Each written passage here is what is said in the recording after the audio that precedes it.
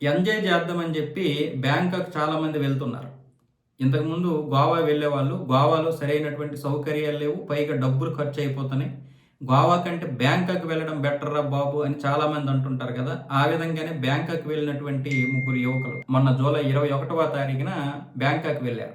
అక్కడ సువర్ణభూమి విమానాశ్రయంలో దిగిన తర్వాత అక్కడ మన భారతదేశానికి చెందినటువంటి వారే ఒక డీల్ కుదుర్చుకున్నారు. వారం రోజులు వీళ్ళకి వసతి ఇవ్వడానికి రూ. 2,00,000 మాట్లాడుకున్నారంట. వీళ్ళు రూ. 2,00,000 పైగా ముగ్గురికి రూ. 70,000 పడుతున్నాయి కాబట్టి అది చాలా వరకు డెడ్ చీపే. ఎందుకంటే రూ. 70,000 వారం రోజులు ఉండడానికంటే చాలా వరకు ఒక విధంగా మంచి అమౌంట్ అది. పెద్దగా ఎక్కువ అమౌంట్ అయితే ఏం కాదు. ఉండడానికి, ఫుడ్‌కి అన్నిటికి కలిపి.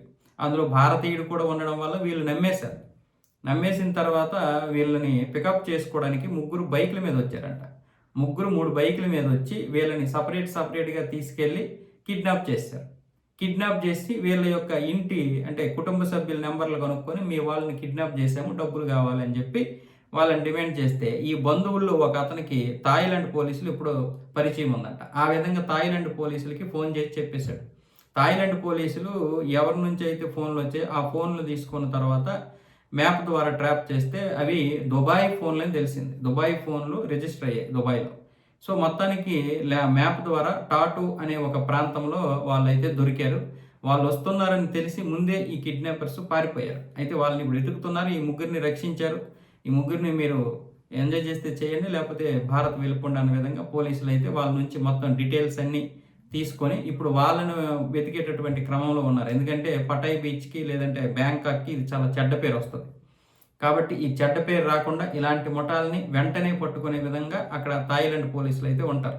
ఎందుకంటే వాళ్ళ యొక్క జీవన విధానం ఏంటంటే టూరిస్టులు. టూరిస్టులు వస్తేనే వాళ్ళకి ఇన్‌కమ్ వస్తది. ఆ ఇన్‌కమ్ మీద ఎటువంటి ప్రభావం పడకుండా ఉండడం కోసం వాళ్ళు మంచి వ్యవస్థనే ఏర్పాటు చేశారు. అందులో మనకు ఎటువంటి సందేహం లేదు. అదే గోవాలోనైతే మన పరిస్థితి వేరేగా ఉంటది. ఇంచుమించు ఎంతోమంది చనిపోయారు గోవాలో. గోవా వెళ్ళాలంటే భయం. ఒకటి డబ్బులు దోచేస్తారు. అమ్మాయిల పేరు చెప్పి డబ్బులు దోచేస్తారు. ఫుడ్ పేరు చెప్పి డబ్బులు దోచేస్తారు. ఏదైనా వసతి ఏర్పాటు చేస్తామని డబ్బులు దోచేస్తారు. కాబట్టి దీనికంటే బ్యాంకాకే బెటర్ అని చాలామంది అటు వెళ్తున్నారు. అటు వెళ్తే ఏమొచ్చేసి ఈ విధంగా కిడ్నాపులు చేస్తున్నారు.